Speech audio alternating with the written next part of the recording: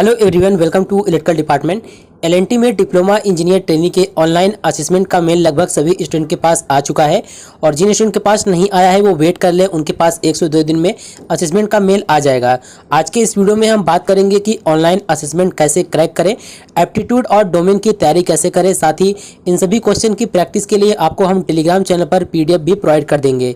इसके अलावा इस वीडियो में हम बात करेंगे कि कितना मार्क्स लाने पर आपका सिलेक्शन हो जाएगा, क्या केवल मार्क्स लाने पर ही सिलेक्शन हो जाता है, इसके बारे में भी डिस्कस करेंगे।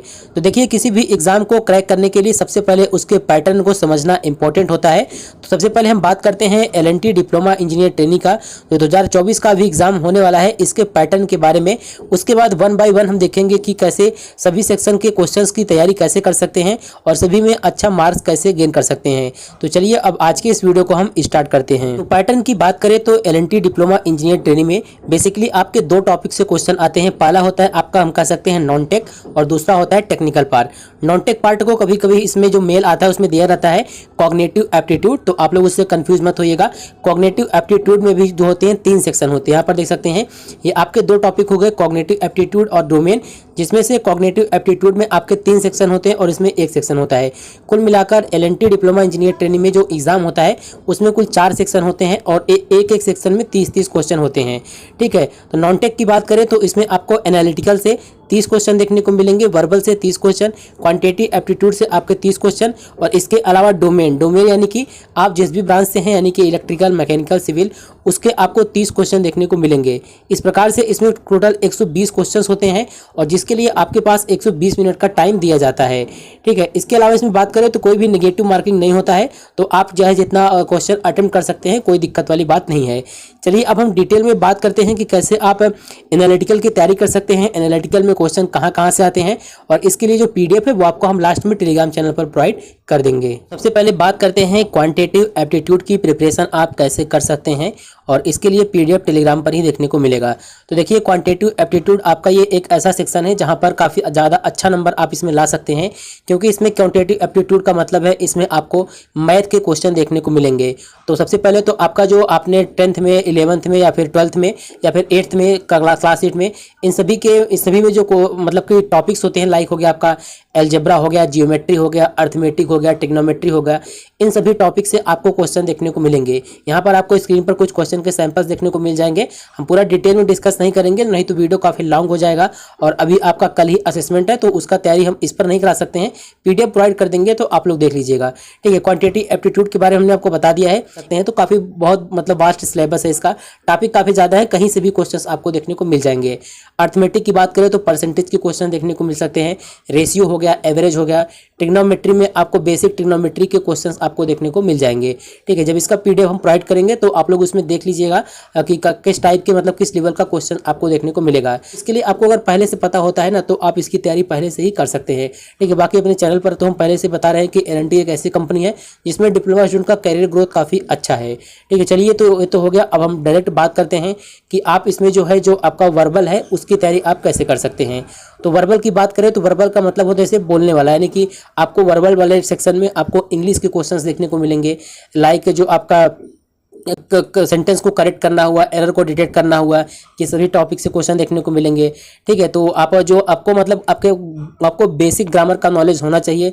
ठीक है, अब जो प्रीपोजिशन हो गया, टेंस हो गया, सब्जेक्ट वर्ब एग्रीमेंट हो गया, कंजक्शन हो गया, ठीक है, जितने भी पार्ट ऑफ स्पीच में जितने भी वो हैं, सभी चीज़ों का आपके पास मतलब कि जानकारी होना चाहिए, तब आप वहाँ पर इंग्लिश के क्वेश्चन सॉल्व कर पाएंगे।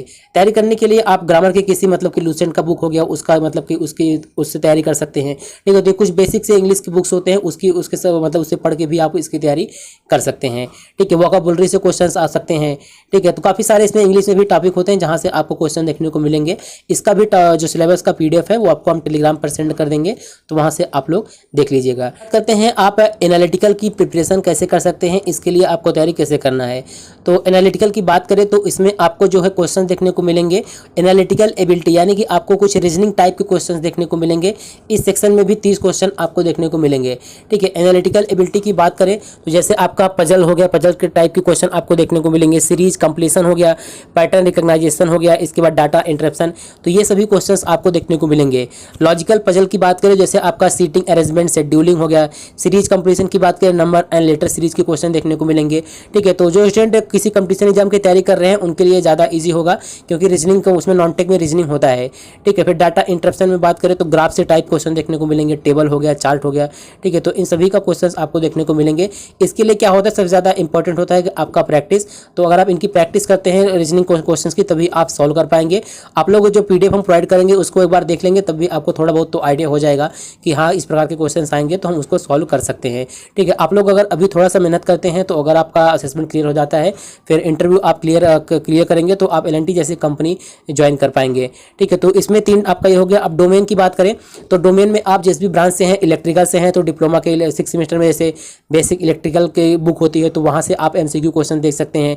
ठीक है, बाकी कुछ डोमेन का जो इंपॉर्टेंस है उसका हम पीडीएफ प्रोवाइड कर देंगे, लाइक इलेक्ट्रिकल हो गया, मैकेनिकल हो गया, सिविल हो गया। ठीक है, इन जो ये सभी जो ब्रांच है इलेक्ट्रिकल, मैकेनिकल, सिविल, इनमें से सबसे ज़्यादा कैंडिडेट है जिनके पास मेल आया है। ठीक है, तो डोमेन के लिए आपको टेंशन नहीं लेना है। डोमेन तो आप आसानी से क्लियर कर लेंगे, यानी कि 30 में से आप आउट ऑफ 30 मार्क ला भी सकते हैं। लेकिन ज़्यादा इंपॉर्टेंट है आपका नॉन टेक है यानी कि एप्टीट्यूड के, इसमें आपको थोड़ा सा मेहनत करना पड़ेगा। ठीक है, तो कुछ इस प्रकार से आप एल&टी डीईटी का एग्जाम जो है वो क्रैक कर सकते हैं। काफ़ी टफ नहीं होता है, लेकिन अगर आप इसके बारे में थोड़ा सा रिसर्च करेंगे, थोड़ा सा आपको नॉलेज होगा तो आपको काफ़ी ज़्यादा ये हेल्प करेगा एग्जाम में। चलिए, अब सबसे ज़्यादा क्वेश्चन जो होता है स्टूडेंट का कि कितना स्कोर लाने पर हमारा सिलेक्शन हो जाएगा, अब इसके बारे में हम बात करते हैं। आप उतना मार्क्स लाएंगे तो आपका सिलेक्शन हो जाएगा। पहली बात यह है कि किसी को भी पता ही नहीं चलता कि कितना मार्क्स उनके पास आया है। यानी कि अगर बात करें जो कैंडिडेट अभी एल&टी में सिलेक्ट हो चुके हैं, जो भी जॉब कर रहे हैं, उनको खुद नहीं पता होगा कि हमारा कितना मार्क्स आया था और सिलेक्शन हुआ था। वो केवल यही बता सकते हैं कि हाँ हमने कितना क्वेश्चन अटेम्प्ट किया था। ठीक है, तो काफ़ी स्टूडेंट के पास मेल आ जाता है तो कुछ स्टूडेंट पूछते भी हैं कि मैंने मतलब कि मेरा 100 क्वेश्चन सही था या 80 क्वेश्चन सही था, मेरे पास मेल नहीं आया। तो देखिए, एल&टी की तरफ से ऐसा कोई क्राइटेरिया भी नहीं है और असेसमेंट देने के बाद आपके पास कोई मेल भी नहीं आएगा कि हाँ आपका इतना क्वेश्चन सही है या फिर इतना क्वेश्चन गलत है। ठीक है, तो ऐसा कोई क्राइटेरिया नहीं है। बस आपको इतना कोशिश करना है कि ज़्यादा से ज़्यादा क्वेश्चन को अटेम्प्ट करना है और ज़्यादा से ज़्यादा क्वेश्चन को सही करना है। और ये भी ध्यान रखिएगा कि आपके जो एरर है यानी कि जो आपको वार्निंग है वो कम से कम मिले। ठीक है, तो अगर आप ज़्यादा चीटिंग वगैरह की कोशिश करते हैं, आपको ज़्यादा वार्निंग मिलते हैं और भले ही आपका 120 आउट ऑफ 120 मार्क हो तो भी आपका सिलेक्शन नहीं होगा। ठीक है, तो एल&टी की तरफ से ऐसा कोई क्राइटेरिया नहीं है कि इतना मार्क्स आने पर आपका सिलेक्शन हो जाएगा। ये एल&टी ही बता सकती है। ठीक है, बाकी किसी को भी नहीं पता है, चाहे 2021 की बात करें, 22 की, 23 की या फिर 24 की, किसी को नहीं पता होता है कि उनका कितना मार्क्स आया था।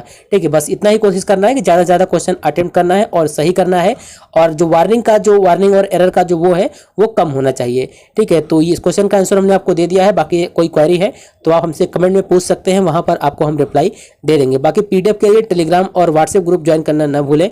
अब हम मिलते हैं नेक्स्ट वीडियो में।